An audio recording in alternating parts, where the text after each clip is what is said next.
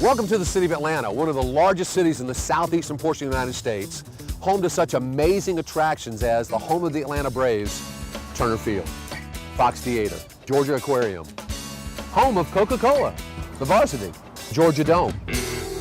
There's another attraction in Atlanta that very few people know about or even want to talk about. Some people call it a distraction.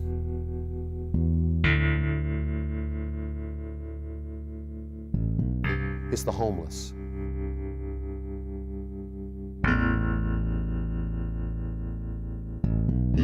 Of the 15,000 homeless that are on the streets of Atlanta, every day, or actually every month, there's 1,500 citations that are written that are called quality of life citations. And basically, they give you a ticket for being homeless. And if you don't pay the ticket, well, you end up in jail. And so I guess you could say it's against the law to be homeless.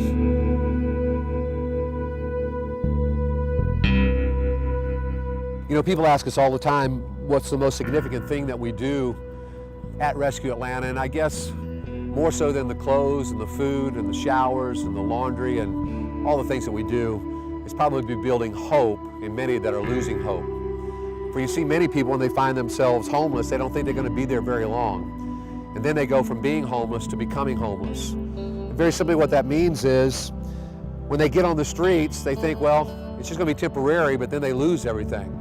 They lose their dignity because they get beat down. They lose their possessions because they're stolen. And then they actually adapt what we call a homeless mentality, where they become homeless, to where they feel like this is all there is. They go the circle. They get slapped down, don't get jobs, don't get invitations to find any place for shelter. And so then what ends up happening is they lose hope. And when they lose hope, many of them think, well, if this is all there is, I might as well just end my life.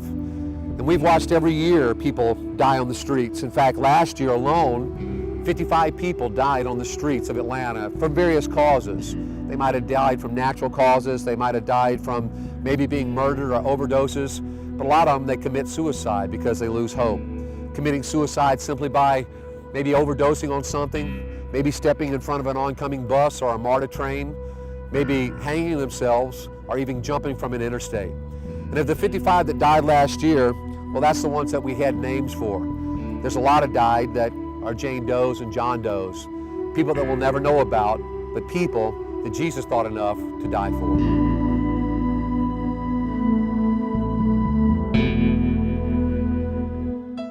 You know, one of the greatest privileges of being at Rescue Atlanta is seeing you guys come down here for the very first time and look into the faces of the people that God has called us to touch.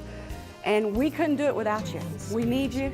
So many of you have stood with us. Many of you have stood with us from the very beginning.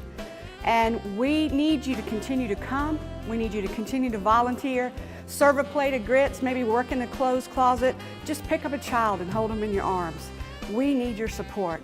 And you already know, it goes without saying, we need your finances, but many women's groups have gathered toiletries and toothpaste and deodorants and things that we desperately need. You've donated food and clothes, and all I can say is from the bottom of my heart, thank you very much, and continue to give, and let's continue to touch people in a way that I believe is precious to the heart of Jesus.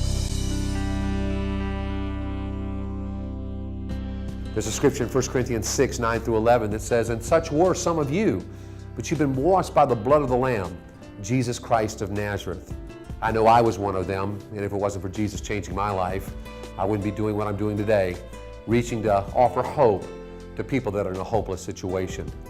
And so we need you. Yeah, we need your prayers, and we need your financial support, we need your love, but we need you to believe with us. We need a miracle every month. Our budget is about $40,000, and it's not going to come from the people that we minister to because, well, they live at the poverty level, and many of them even below. So we got to depend on God to speak to your heart, to make a difference in their lives. Hey, if you're ever in Atlanta and want to take the ride of your life, come hop on our Jesus bus as we go to reach the people that God desperately wants. Here we go. Woohoo! Ha ha!